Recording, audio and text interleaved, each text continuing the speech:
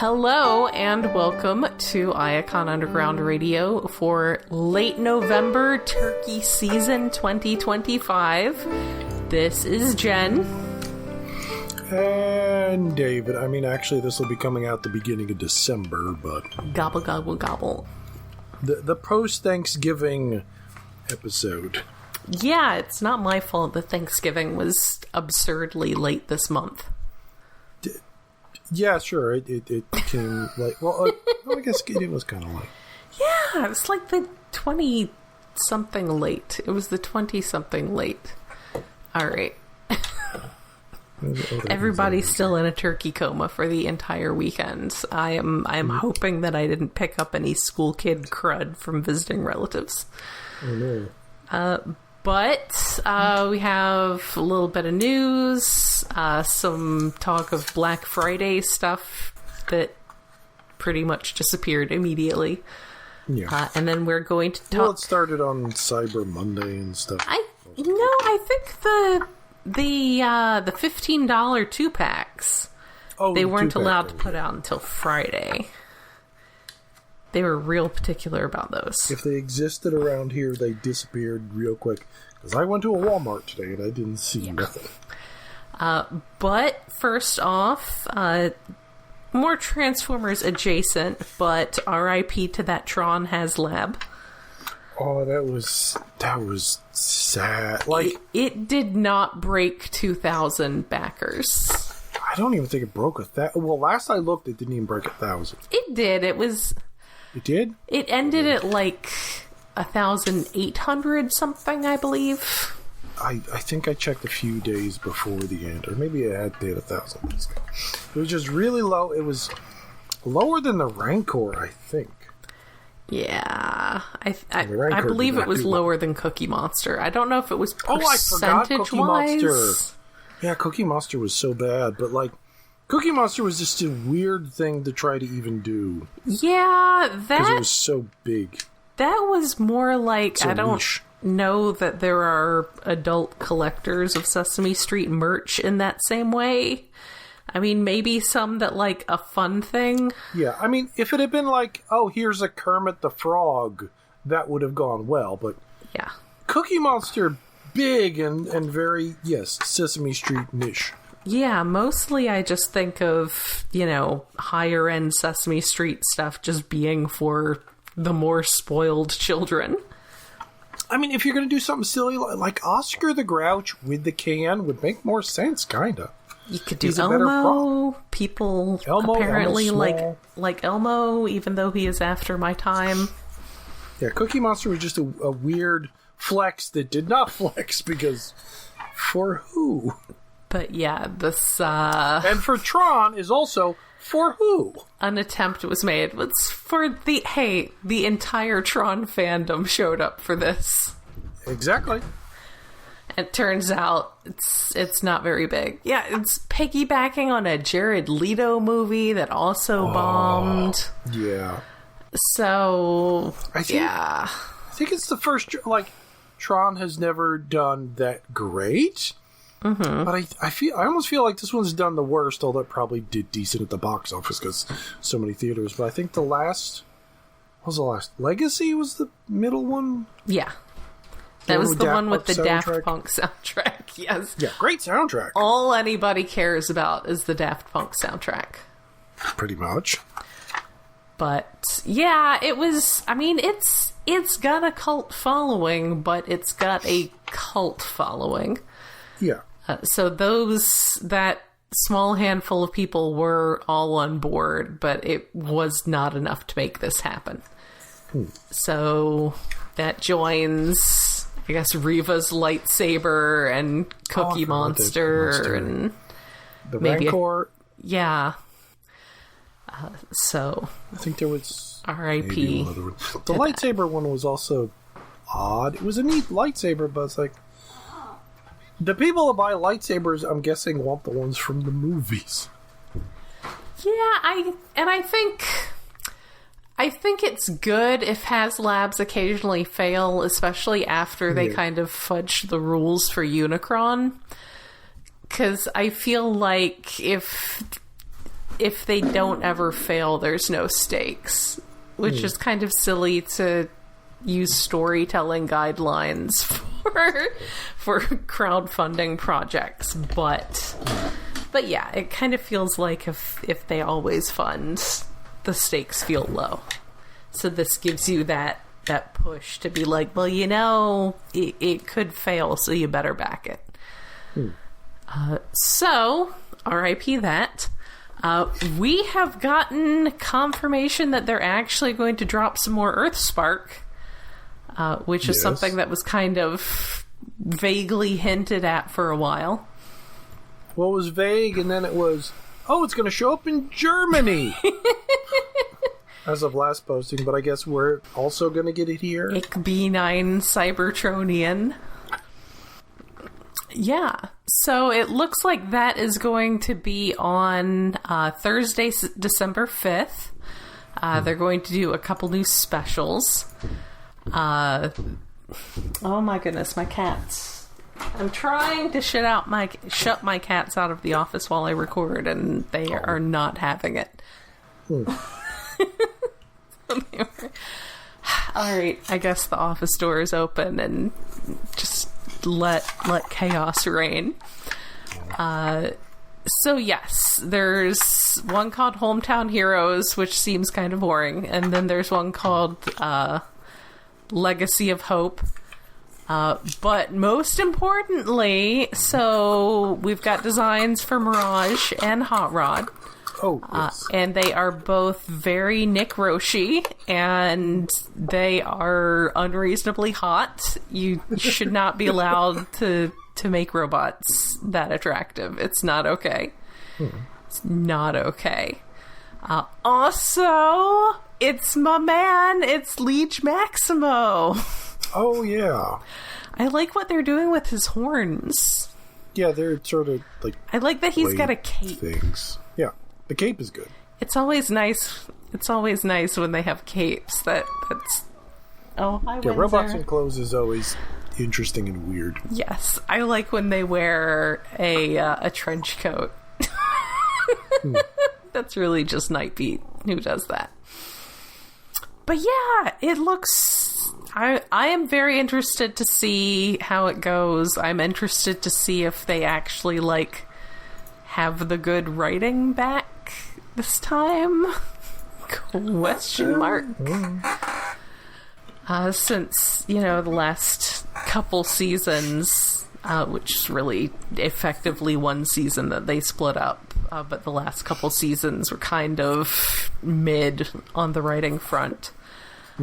So curious to see if these being specials means that they're going to be, a little more work put into the writing side of things.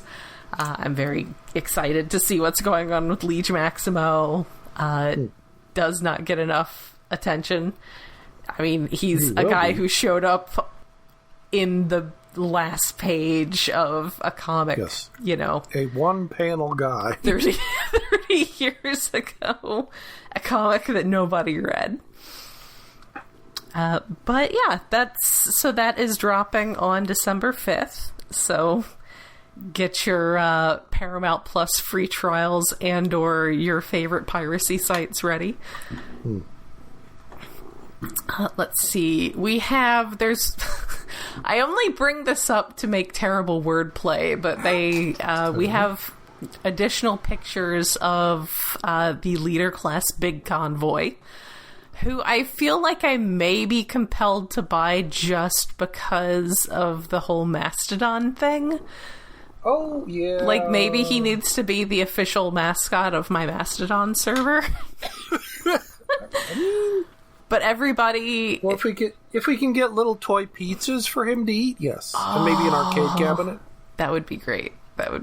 They do make arcade cabinets, and finding a pizza would probably be easier from a Ninja Turtle set or something. Yeah, I'd get one that was, from a disc launcher or something. Shoot, now I gotta get them. But everyone is very concerned about his stature. Because he's a little on the small side. He's more of a medium convoy. Well, pictures of him, he's Voyager sized, which is fine, I guess. I mean, the thing is, he's bulky because he's a mammoth. Yeah. So I can see him being like Voyager height and just filling out the bulk with being a mammoth. Yeah, I mean, the main thing is like, oh, he's a lot smaller than Magnetron. Yes, he is a lot smaller than his... That's show accurate. Nemesis. Yeah, that's fair. That's fair. But yes, I am going to hereby refer to him as Medium Convoy because that amuses me. What's better than Mid Convoy? Yeah. That's more of a... like an overall judgment, whereas Medium Convoy is just specifically a size criticism. Yeah. It's not just saying that he is lackluster, it's just saying that he is not necessarily big. But, I mean, otherwise, he looks good. He looks fine. I think the real problem is, like, pictures of him, like, next to Leo Convoy. Leo Convoy is just too big. Yeah, that toy was maybe bigger than it needed to be. Yeah. I mean, the original I think of as being a sort of chunky toy as befits the time period it was designed in, but yeah. So also, thanks to TF Nation, Simon Furman and Alex Milne's Lost Energon comic issues have been released. I have not gotten a chance to read these yet, but they are available for download if you go to, like, Simon Furman's Facebook page, or I'm sure TF Nation was posting about it. I know there was links going around on Blue Sky to them. Did I download? I don't think I downloaded it. Because, for those too young to remember, the thing that Dreamwave was best known for was going bankrupt suddenly because Pat Lee was spending all the money on Porsches. Mm-hmm. And Porsches and explosions to walk slowly away from. And some other nonsense. And somehow not paying the employees. As it turns out, being a popular... I'm not going to say a good comic artist. Being a popular comic artist does not necessarily make you a good businessman. No. Just because, like, Jim Lee has managed to do it does not mean that Pat Lee was also going to win at that. Honestly, Jim Lee might be the few exceptions. Yeah, it's of definitely... artists who's good at other things like managing. Good at actually being a businessman, running a company. Yeah. I guess Todd McFarlane is kind of mostly. Yeah, I guess he really is because he's... Despite the fact that he keeps trying to get another Spawn movie off the ground. But yeah, but I mean, he has managed to have a successful... That's the thing, is he hasn't... I mean, he's had an okay comic business. It's the toy business that's really thrived for him. Yes. But yeah, that has gone well. Those issues that were written and I guess basic partially art was done. Well, one of them looked like one of them was more like just I think pencil, and the other one was inked. Yeah. I think. So those have been put together and made where people can actually read them. So that's fun, because that was like, I mean, especially since the cartoons were, I mean, especially for Energon, the cartoon was terrible. I really liked the Armada comic. I mean, I liked it when it started. I know, and, you know, Simon has said that a lot of the stuff that people didn't care for so much with his stuff were editorial edicts, because basically Pat Lee brought, you know, like, you look at something like Infiltration, that's not a super callbacky, like, this is something that we got Simon Furman to write because we wanted it to be like old stuff. But with Armada, they brought him in because they wanted to be like, do the thing. Come on, do the thing. And the thing in this case was like having Bludgeon show up for no reason. Okay, I stand corrected. 31 is in full color. 32 is just the pencil ink stuff. Nice. Or is it just pen? Oh, it is. Looks like it's inked. Or maybe a slight mix, I guess. Yeah, some of it's pencil, some of it's ink. But it's done.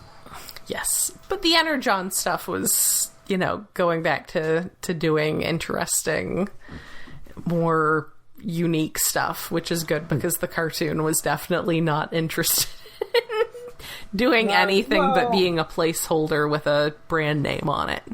It did things with Starscream, and that was about it. Yeah. Yeah. Well, that was the Armada. No, there was Armada. Energon, threw all that in a wood chipper. Oh, yeah, because Energon was the... Yeah, it was like a loyal ghost of Starscream. Yeah, that was boring. I forgot about that. So, yeah, I do need to read those, but honestly, I could stand to reread the entire, Armada into Energon series. Yeah. And just cap it off with those. Some more Swapticons have shown up. We have Pterosaur and Laserbeak, being the Laserbeak that was a Pterosaur redeco. And we have Black Arachnia and Tarantulas. So it is neat that the Beast Wars characters are just getting to be in merch like that now. Yeah. Because for the longest time, that was not really the case. Or if they did, it was late into the run, with, say, the Robot Heroes figurines. So, I haven't actually bought any of those. They seem like they could be fun fidget toys. I got one. I got the Megatron and Shockwave one. It's fine. I will probably pick up more of the Beast ones. Pterosaur and Laserbeak is just so weird. Actually, I guess they're kind of all weird, but... Yeah, they're kind of all weird in a very interesting way. Yeah. And finally, before we move on to shipping, bad news for the big spenders out there. The $4,500 Optimus Prime statue that we spoke of in a previous podcast. Not the last one we talked about that was the shitty AI one. A previous one that was actually a proper design. Yes. This is one that actually looked like someone had designed it and not just that it was 3D printed. It was, it's fancy. It was 34 inches high and it was ridiculous, but apparently it's canceled. They're not actually going to make it. I don't know. Guess they didn't have enough orders. It's a movie Prime with his trailer, his wings. Well, or was that based upon the one where he was using Jetfire's corpse? Yeah, I assume that it's inspired by one of the times where he has had a flight thing. Yeah. It wasn't a specific design so much. It was a more just inspired by conceptual sort of thing. Yeah, so much for that. Sorry to everyone who really wanted to spend an absurd amount of money on an Optimus Prime that's not from anything in particular. So, if you don't want to spend very much money onto the shipping stuff, except you can't really anymore, because those $15 2-packs, I've heard some people still finding them Saturday afternoon. I was using, so when they first had them go up earlier in the week as an online purchase. They went fast. Yeah, but you could use that page for a stock checker to see which stores actually had them. Yeah. I did not get a chance to brave any stores with them. I was on Black Friday. I was traveling. The only time I was near stores that seemed to have them in stock was first thing in the morning, and I definitely did not want to go into a Walmart first thing in the morning on Black Friday. Yeah. And then later in the afternoon, by the time I got back home, it was they weren't nearby enough to be worth the trip. Unfortunately, which is a shame because my Walmart that's near me is like one of the ones that has the collector island and, tends to be pretty good, but they apparently did not get these. So it was goodbye. Congrats to everyone who managed to get a hold of some. I'm sure some of them are going to end up in Toys for Tots donations, which is great. Definitely also Toys for Tots donations are a good place to clear out some of that stuff in Ollie's that's been sitting there for a while. Yeah, I haven't seen Transformers and Ross in a while. Yeah. I got like a Junkion. I got Crash Bar there actually not very long ago, which is good because I had missed him on the first go round. Yeah, Ross has been, they haven't had the like really intense Transformers dumps like they've had in the last year or two, like they had last Christmas. But still, it's early. They might start having some more stuff show up soon, but I think a lot of that was just still the post-COVID kind of order correction for a lot of the stores. But, that's always a good place to keep an eye out. They get some neat Super 7 stuff occasionally. So if you wanted some, like, Ultimates, the Alligator-Con that shows up there occasionally. It's making its way through the system. So there are a bunch of reruns coming out all of a sudden, just with little fanfare. We've known about the Legacy Beachcomber for a while. That's actually starting to show up in stores. I think Walmart and GameStop. I know GameStop is trimming back at stores. I know the one near me closed, which is a shame because now I have to drive half an hour if I want to check out what toys GameStop got in. Siege Prowl, which is that's old pull. Yeah. Also from Siege, that's the set that was the Amazon exclusive with G2 Sideswipe. That also came with a couple other things that are definitely not as important as G2 Sideswipe. Also, these are showing up. A lot of these are getting reported at GameStop, some at Walmart, some at Target. They do also seem to be showing up on Hasbro Pulse.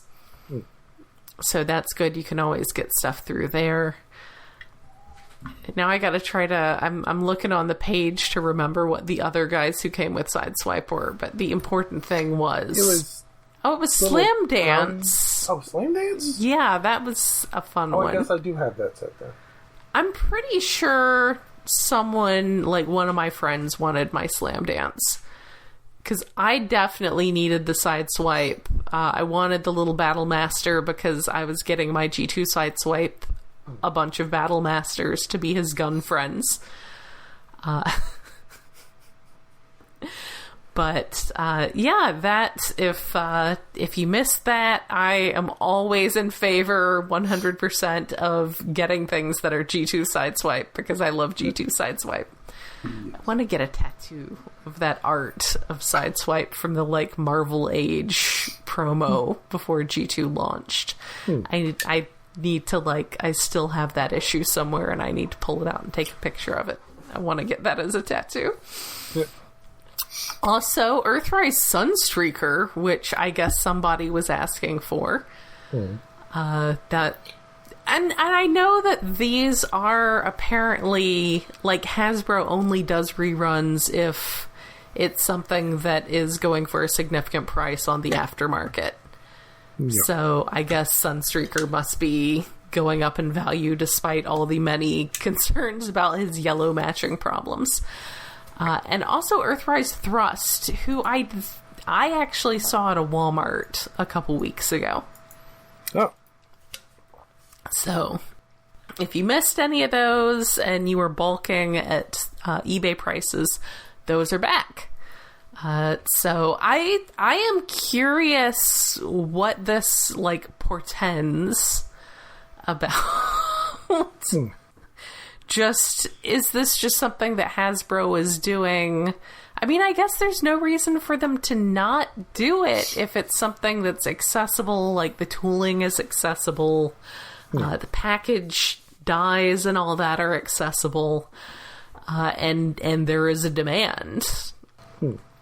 It's interesting. It's not something that, I know we've been doing it for at least a year or so now, but it's just not something that's real common in the toy collecting hobby. So usually interesting to see how much this continues and what other things just suddenly start dropping at GameStop.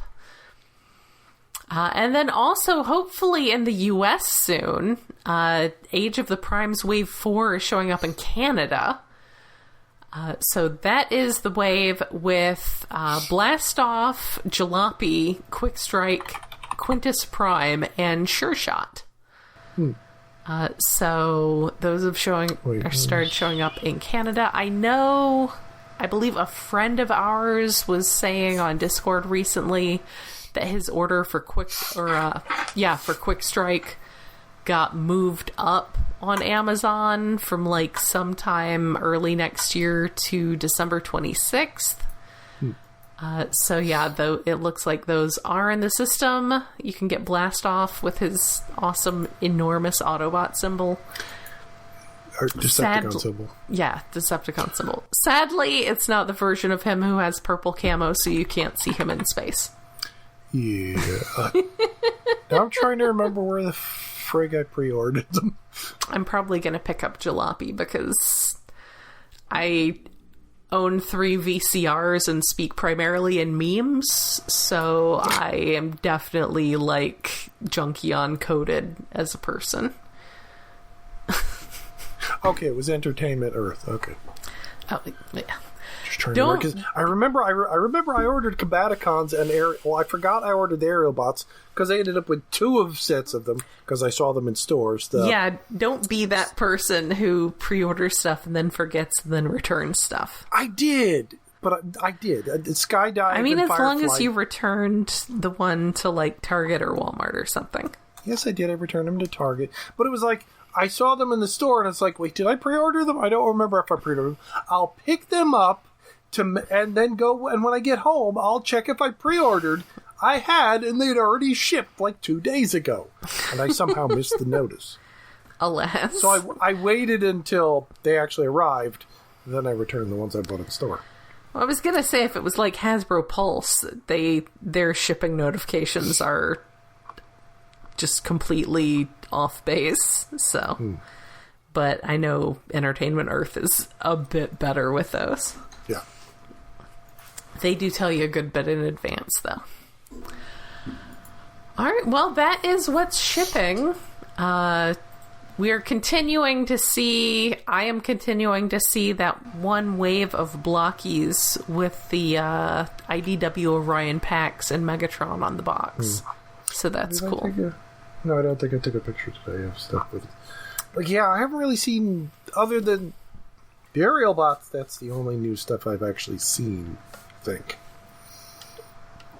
I didn't see the Fable 2 packs today or anything. Yeah, it's a shame those 2 packs didn't have better saturation, because I really need a new Saucer Bee. Well, the Saucer Bee I think might have been one of the only sets it's okay, I don't have that or don't want it. Or G2 Breakdown. He came with G2 Breakdown. I already have G2 Breakdown, but I would take an extra.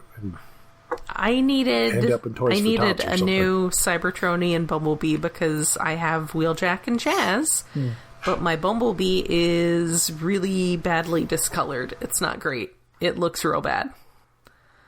But alas, maybe people will be selling them cheap on I don't know, Blue Sky sales posts. I did see a couple posts today of people selling stuff, but well, there we go. Not the new stuff. I need to check that out. So this episode, we are going to talk. You have actually caught up on the Skybound Transformers comics. Mostly, I read an issue and a half. I didn't finish the most recent issue, but just because you had other stuff to do, or because you were like, well, I was streaming tonight, and then I got a little from column A, a little from column B. Mostly, I streamed a thing, and then I got distracted for an hour and forgot we had to record. And didn't finish the comic. Speaking of unreasonably sexy robots, Dan Mora should not be allowed to draw Jazz. It's not appropriate. It's not safe for work. Other than that, so we're 2 issues now into Robert Kirkman's run. He's taken over. Things are going in a little bit different direction. I feel like his first issue kind of established things being different a little more than the second. So how are you feeling about it? Not great, to be honest. It's weird. Like, it's hard to pin down exactly what the problem is, other than sequential storytelling is an issue. Wow, that's harsh, because the 2 creators on this are like, I know the art is very good. People who are established comic people. Well, no, but there's like just parts where it feels like panels missing or dialogue balloons missing. Like when Thundercracker comes back in 25. Yes. Like, because it's like, okay, you have Jazz and Wheeljack talking, and then there's a panel of Wheeljack walking. Jazz looks off screen, says Ultra Magnus, and then suddenly it clips to like Thundercracker falling out of the sky or whatever. It feels like scene missing. Like, and then he's just rambling about shit, which presumably I guess was in a G.I. Joe comic I didn't read. Yes, there is stuff that's going on elsewhere. Okay, it felt like there were a few points where it's like, is there a dialogue balloon missing? Was the script out of order? It just, I don't know. It like mostly good, but there's a few instances where it feels slipshod. Like either the artist didn't understand the script, or the script was changed after he wrote it. Or the script was just weirdly drawn. It's like, draw Thundercracker appearing out of nowhere. Like, there's a spot earlier where he's like hiding behind something, and that feels like a setup for a thing, but this doesn't feel like a payoff for that. It's just weird. And the way General Flag is drawn, he's fucking evil. He's got, I mean, in G.I. Joe, he has moderately sinister vibes, too. Like, his nose and chin are just so pointy, the smile on him, it's like, oh, he's going to betray them in, like, 2 issues. I mean, he's also working with a guy named Miles Mayhem. There is that. There's that obvious part, but, like, everything Flag says and does, every panel he's in, it's like, this guy, there's no way this guy is good, despite the fact he's General Flag from G.I. Joe. He's a good guy. I don't remember him ever turning evil in the cartoon. But it's just, I don't remember him really being in much of anything. No, I think he was only in like a few episodes, but he's just kind of a background guy. It's like, I like the character beats. It's just the sequential art feels... Oh, here's another one. Like, in the next issue, where Thundercracker's having the fight with Jazz and Wheeljack, it's a pretty good fight. It's decent. And then Ultra Magnus just, like, clotheslines him out of nowhere. Like... Suddenly, Ultra Magnus is here. That feels like, okay, that's a surprise. It's a page turn. But, like, the positioning and what happens, it just feels, what? That doesn't, like, backtracking doesn't work. Its order is weird. And then when he's ripping the guns off of Thundercracker's arms, I thought he was beating him to death with the guns at first, not just ripping them off. It just... weird little things like that where it feels like somewhere between script and art, somebody fumbled, and I'm not sure which side. The way he draws robots is good. I mean, I do. But we're still getting good art. It's not the scratchy stuff I loved from the previous artist, but it's good. I don't have any reason to think that any of it was rushed, because no, it shouldn't have been. It's just they seem to have, a pretty good timeline for Daniel Warren Johnson leaving. My only... I didn't have your issues with the legibility of the storytelling. I just felt like, I liked it, but also it just felt like it could have been like a Phase 1 IDW book. Yeah. Which I like just fine, but it just didn't feel like... And maybe it's just a matter of Robert Kirkman just getting settled in. It just didn't feel very inspired yet. Like, it just felt like pretty standard Transformers basic comics. Yeah. But he does do Optimus Prime, like, super, like, impressive and heroic, and, like, he's everyone's counselor, and... He's, like, just the biggest, best... Like, you didn't get to the end of his second issue, you said. No. Because just, the way that he treats Thundercracker is just... I do like the way he treats... Yeah. The way Thundercracker just arrives and starts trying to murder people feels weird. But once Optimus talks him down, that stuff's real good. Mm-hmm. I don't like how it... Like, Soundwave is different. Soundwave, I feel like he should be more defeated and not just... Like, let's wrestle. Okay, with Optimus, like, immediately going to wrestle Soundwave, that felt odd. But Soundwave's also being a massive asshole who won't, like, give in. It's like, you've been dumped by Megatron, dude. Yeah. You are, like, you have no hope. Yeah, but the Thundercracker stuff, it's what I felt like it was going to be leaning to anyway. Oh, he's going to be an arm of Superion. Oh, he better not. With everybody else they're rebuilding, I don't see how they can't just rebuild Slingshot. Probably, but... Also, at this point, my fear is that they are just totally going to forget the aerial bots wherever they're. Oh yeah, they're not in... unless they're in the second half, they're not there. No. They're on one of the covers. I assume they're... alternate covers. Silverbolt is in Chicago helping move rubble. And that's about the only thing we see of them. Wah, wah. Which, I guess that is how they get treated in comics. That was how they got treated in G1. Yeah. Pretty much how they got treated in IDW. They just show up, they combine, something happens, that's it. They forget that they're there. They're in the background sometimes. It's a shame. It's a real shame.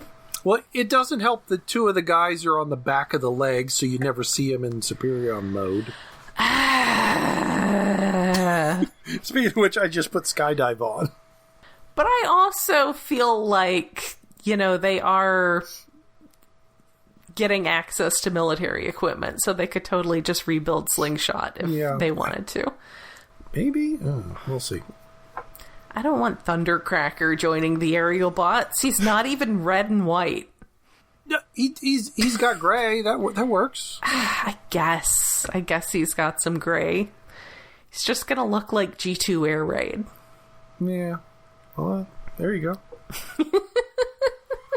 So yeah, like I said, I'm enjoying it, I think, a little more than you are, but it's not bad, there was just instances where it felt something was off. Mm-hmm. Yeah, my thinking is just that it feels, like I said, like it could have been a Phase 1 IDW story, which isn't bad per se, but IDW Phase 1 is a thing that we had already, and it's not like... And it was kind of slow. And exciting. And so it's, I don't know. We'll see where things go. We'll see if they remember the aerial bots are there, or if everything's just going to be about our new best friends, Mirage and Bulkhead. Yeah. It is very cool that we get to have Bulkhead. He does deserve to be in things. Very excited about that. That was kind of a good sign, because that was kind of a nod to say, hey, we remember that things happened after 1986. Yes. So that's nice. It's nice when these creators remember that Transformers continued past 1986. Because there are a lot of good characters like him that you can just pull in from things and, you know, make the transition to being characters who seem like they were always there. So, but yeah, I mean, I'm definitely... The thing is, I'm like right down the street from my comic shop, so when stuff comes out that I really care about, I can just stop by on Wednesday before work. And when stuff comes out that I don't care about so much, it just waits for the weekend or a couple weekends later. I'm probably still going to be picking this up on Wednesday for a bit, but yeah, I mean, it may just be that everybody's still getting settled in and figuring out what, you know, where they're going to take things. I like what Kirkman did with Void Rivals, and it sounds like with the upcoming Quintesson storyline, like there's going to be a lot more mixing of the different Energon universe stuff. I'm just saying, you got Cobra Law there. There's not a big jump from Cobra Law to Slither the Inhumanoid. Yeah. And then you've got Inhumanoids. So if you're going to bring in Miles Mayhem, let's get Herc Armstrong too. Oh, yeah. Throwing the Inhumanoids in would be fun. Unlikely, but it'd be fun. I just feel that it would fit thematically with since they're doing Cobra Law, it would fit thematically with some of that stuff. But, yeah, you know, they don't let me rate this stuff. But I'm sure I'm going to be sad if Matt Tracker shows up and he's white again, though. Yeah. Because that was the whole thing with IDW, was, they made Matt Tracker black. Yeah, not that it matters. Like I said, I liked Leoric's redesign. I just didn't like that they made Sindar intelligent. It's like, no, absolutely not. That is incorrect. Race swap or gender swap or whatever you want to do, but don't just make him a completely different character, like the core of his personality. Anyway, yeah, I don't know that I see Visionaries getting pulled in. Well, you know, Void Rivals, they're out in space. Yeah, they could just have them on another alien planet. They could get to Prismos. But yeah, I guess we're still yet to see. I mean, certainly Miles Mayhem showed up with Robert Kirkman, so we'll see how many other things he wants to pull in there. So I think that is it for this episode. Yeah. It is, everybody's got to go be in turkey comas and maybe nursing whatever crud they got from visiting with school children. So I did pick up a Black Friday TV, much to my deep personal shame.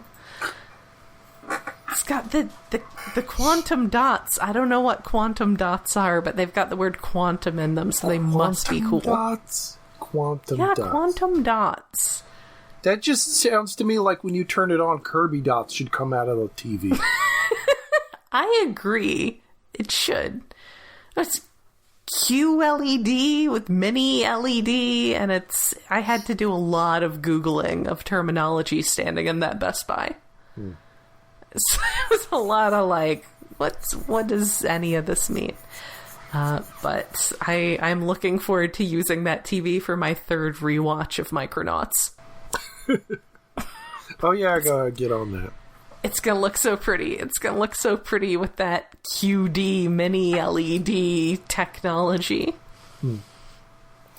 So that is it for this time. Maybe next time we'll have a little more news, or maybe news is taking a break for the holidays. But no Christmas news is good news? I guess. I don't know.